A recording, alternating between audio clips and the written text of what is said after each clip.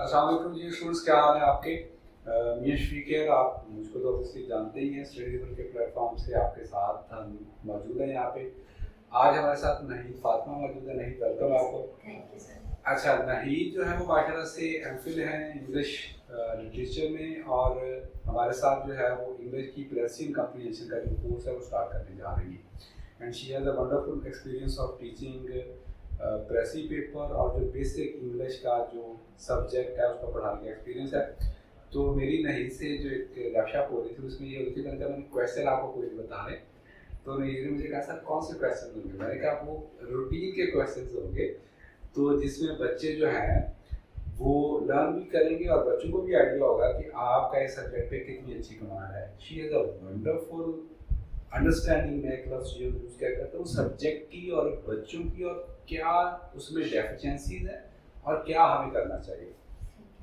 अच्छा, अब नहीद का सबसे पहला, नहीद मुझे एक चीज़ बताए, हमारे यहाँ एक परसेप्शन और एक फियर पाया जाता है कि जी ऐसे में तो 40 नंबर ही आने, ठीक है, और हम प्रेसी में भी समझते हैं कि जी आप बस इसको पास कर लो। लेकिन आप ये जिस तरह हमारी एक बात थी थोड़ी सी, आप कहते नहीं सारे इसमें तो 78 भी और 80 के करीब भी मार्क्स आ सकते हैं।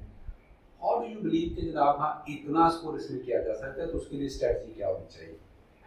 सर, बात ये असल में कि हम जितने भी टॉपर्स हैं और पास पेपर है, अगर उनके एनालिसिस को चेक करें पीछे, हम मतलब पीछे 5 साल के या 10 साल के लिए, तो हर टॉपर की जो स्ट्रेटजी होती है ना, उसने टारगेट स्टडी की होती है। उसमें कुछ सब्जेक्ट्स होते हैं जिसको उसने टारगेट किया होता है, वो ऑप्शनल्स में से और कंपल्सरीज में से। अब कंपल्सरी में जो प्रेस एंड कंपोजिशन का पेपर है, इसको टारगेट किया जा सकता है, इसमें 78 मार्क्स आते हैं। अब वो कैसे आते हैं, उसमें ये जो इसका सिलेबस है, जो आउटलाइन है, बेसिकली उसको आप 3 में डिवाइड कर सकते हैं। अब 3 में डिवाइड करके जो बेसिकली जितने भी, अगर हम मार्केट में देखें या जितने भी मेंटोर्स होते हैं, वो एक चीज़ जो है, जो एक सेक्शन है, उसको फोकस कर रहे होते हैं। बाकी जो 2 सेक्शन है उसके बारे में मिथ है कि पता नहीं वो कहाँ से आ जाता है। अब वो जो पता नहीं कहाँ से आ जाता है, उसके चक्कर में फिर वो एक सेक्शन तैयार होता है। अब वो एक सेक्शन तो तकरीबन है ही आपका 50 मार्क्स का, वो 50 मार्क्स का तैयार करके कुछ लोग जिनकी बहुत अच्छी उसमें अंडरस्टैंडिंग हो जाती है वो पास कर जाते हैं, और फिर मेजॉरिटी जो होती है वो फेल कर जाती है, क्योंकि उसने वो बाकी सेक्शंस को हाथ नहीं लगाना होता। तो बेसिकली ये एक मिथ है।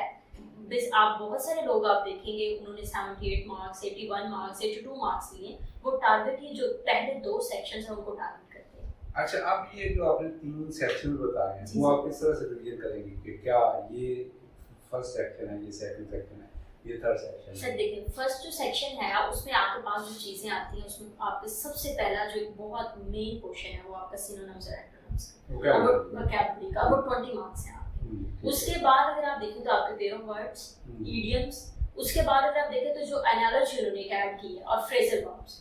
अब ये सारी चीजें, और उसके साथ आपके पास आ रही है करेक्शन, preposition आप preposition होगी, narration, correction, voice भी दे देते हैं। Exactly, आप ये सेकंड पार्ट होगा। और सर अब ये देखिए, अगर आप इनके जो मार्क्स हैं उनको डिवाइड करें तो बेसिकली ये 45 मार्क्स हैं। 45 में से आपने 35 लेने हैं। 45 कैसे? हर क्वेश्चन में आपको चॉइस है। जैसे for example pair of words है, तो पेयर ऑफ वर्ड्स आपके पास ये तो नहीं है कि 5 आ रहे हैं और आपने 5 करने हैं, तो 7 8 आ रही है और आपने 5 करने हैं। तो अगर आपने अच्छे से तैयार किए हैं तो आपको 6 आती हो। बिल्कुल, और वो आपके पेट मार्क्स हैं। एग्जैक्टली। उसके बाद सिनोनिम्स एंटोनिम्स अगर आपने तैयार किए हैं, अब इसके बारे में मिथ है, 2021 का जो पेपर है उसको निकाल के अगर आप बाकी जितने भी पेपर्स हैं उनको चेक कर लें तो ये सिनोनिम्स एंटोनिम्स कहीं भी आसमान से नहीं आए। ये सिनोनिम्स एंटोनिम्स जीआरए के वर्ड लिस्ट से आए हैं। अब बच्चों को पहले ही जैसे ही वो तैयारी स्टार्ट करते हैं तो हम उनको कह देते हैं कि आपने ये जो सिनोनिम्स एंटोनिम्स है ना, इन पे टाइम वेस्ट नहीं करना, क्योंकि ये टाइम आपका जो है ना वो टाइम वेस्ट होगा, ये तो पता नहीं कहां से आ रहा है। ठीक है, तो ये तो आपके 20 मार्क्स फिर वहां से ही चले जाते हैं, बस ये किस्मत पे छोड़ देते हैं। तो ये पेयर ऑफ वर्ड्स को भी हम ऐसे ही करते हैं, हम कहते हैं ये किस्मत पे छोड़ दें। हालांकि पेयर ऑफ वर्ड्स तो बहुत छोटी सी कलेक्शन है, मतलब मेरे ख्याल में 1200 आपको तैयार करने पड़ेंगे मैक्स।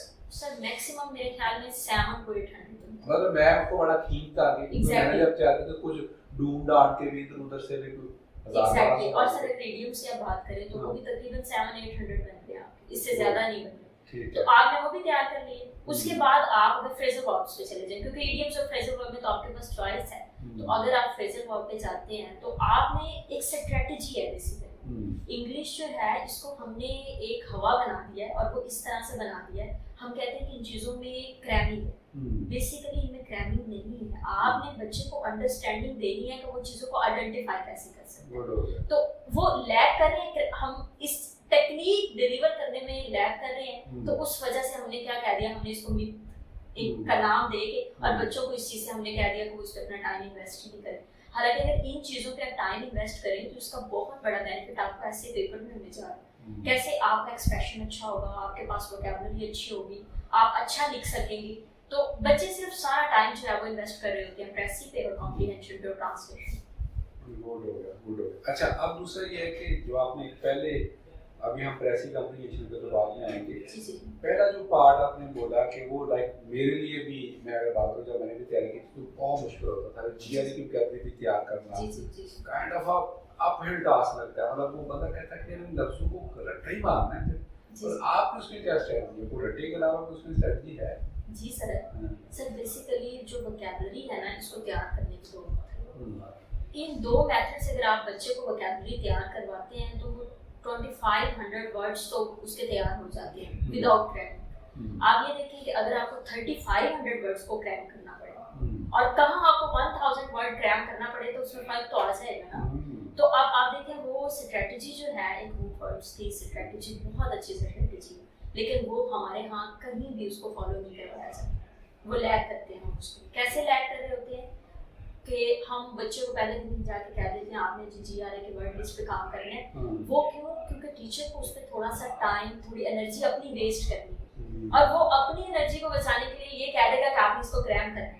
अब वो तो एक वर्ड तैयार करने से आपके 20 वर्ड्स तैयार हो गए, एक वर्ड तैयार करने से। उसके बाद एक निमोनिक्स का मेथड होता है। अब वो मेथड क्या होता है, उससे भी वोकैबुलरी हम तैयार करवाते हैं बच्चों।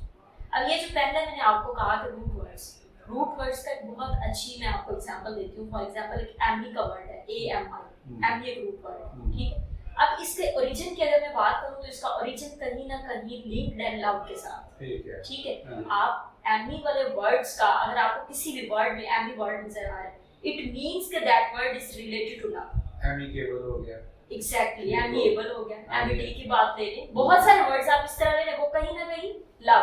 और अगर हम उनके फ्रेंडली रिलेशंस की बात करते हैं तो वो लव ही है सारा। मतलब ये पॉजिटिव साइड की और उस साइड के जिसका फिर हम जब कहीं पे भी लफ्ज ए इस्तेमाल होता है शुरू में अकेला, तो वो उसको नफी करता है, सर ए मॉरल। एग्जैक्टली, इनका इस तरह हम यूज करते हैं। हम कहते हैं कि इन आया है तो इनका मतलब है आपने ऑपोजिट। फॉर एग्जांपल आप इनक्रेडिबल, अनक्रेडिबल। तो इस तरह के कुछ टेक्निक्स हैं जो आपने बच्चे को सिखानी है। ये तकरीबन रूट वर्ड्स जो हैं ये ज्यादा भी नहीं है, ये कोई 300 हो जाएंगे, 400 हो जाएंगे, और ये 300-400 तैयार करके आपके तकरीबन 2500 वर्ड्स तैयार होने होते हैं। उसके बाद कुछ वर्ड्स होते हैं जिनके लिए मैं वर्ड यूज करती हूँ ग्रीट, वो नहीं होते इसमें, उसके लिए हम निमोनिक्स का यूज कर लेते हैं। अब उस मेथड में क्या होता है, जैसे फॉर एग्जांपल फैलो का वर्ड FALLO। अब इसके अगर हम सिनोनिम्स की बात लें तो बंजर की, अब खाली जमीन भी इस्तेमाल होता है, एग्रीकल्चर में ये लफ्ज बड़ा यूज होता है, फैलो लैंड। एग्जैक्टली। तो ये जो फैलो लैंड है, अगर इसके लिए हम तैयार करवाएं बच्चे को, तो हम कहते हैं उसको तोड़ दें।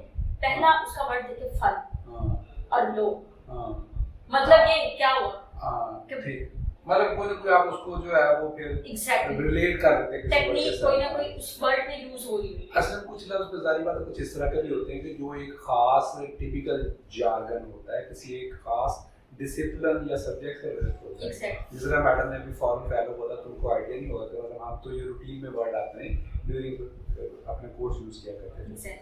अच्छा, अब क्योंकि we are gonna start our regular session as a precis and comprehension का निकाला विद इन अ वीक का, तो जो बच्चे जो हैं वो वुड बी आस्किंग कि टाइम ड्यूरेशन कितना होगा, प्रिपरेशन स्ट्रेटजी क्या होगी?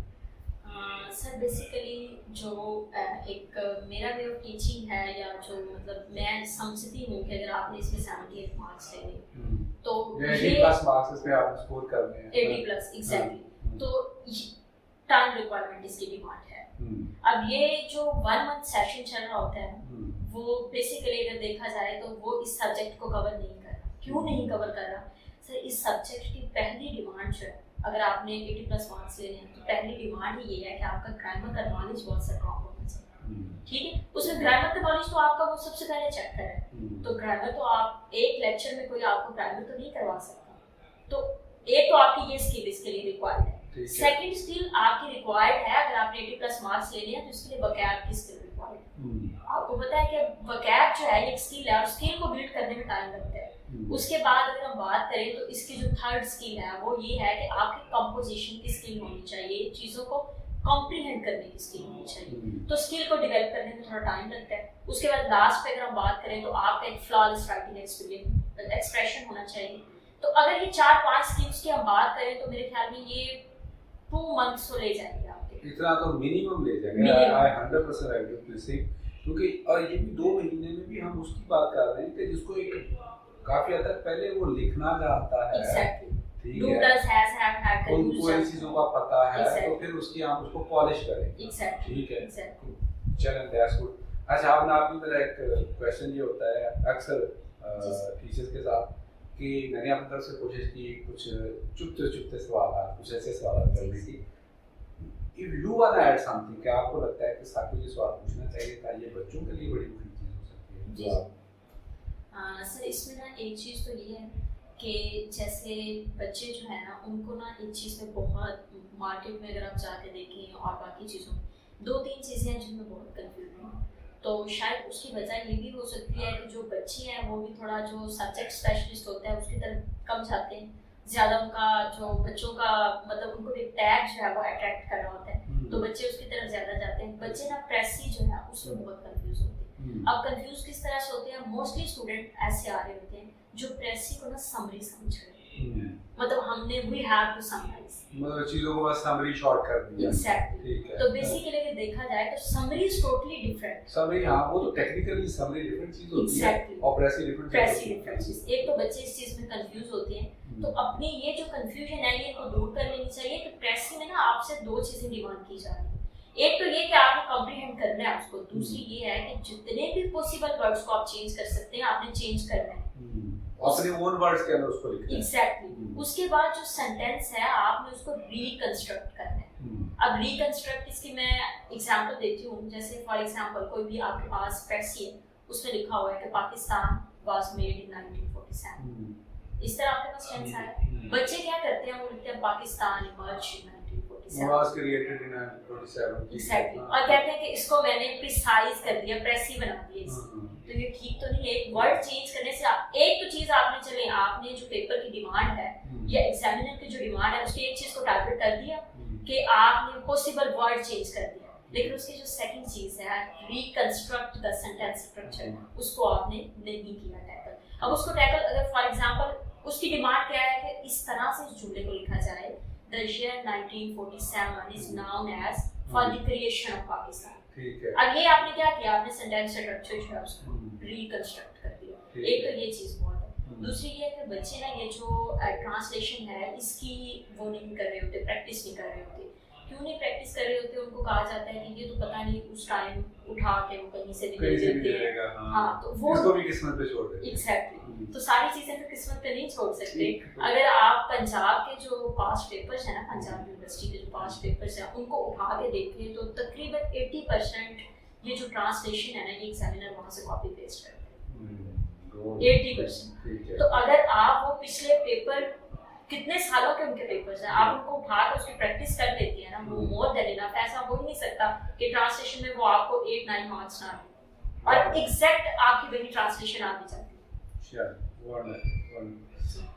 आई होप सो कि आप लोगों ने जनाब हमारी जो डिस्कशन है उसको लाइक किया होगा and I my self felt it very enlightening. आप लोगों के लिए भी इसमें कुछ ना कुछ लाजमी होगा हर बंदे के लिए। ठीक है, आपको क्वेश्चन हो प्रेसिंग कंप्रीहेंशन के लिए उसको आप कमेंट्स में डाल दें। आई वुड रिक्वेस्ट नाहिद के वो पर्सनली उनको रिस्पॉन्ड करें। जो नंबर गिवन है हमारा अकेडमी का उस पर आप रजिस्ट्रेशन के लिए हमसे रब्ता कर सकते हैं। Thank you Nahid. हमें जनाब दुआओं में लाजमी याद रखा करें, लाजमी हमारी तरफ से आपके लिए ढेर सारी दुआएं। अल्लाह आपको कामयाब करे और हमारी भी दुआ करें। थैंक यू, अल्लाह हाफिज़।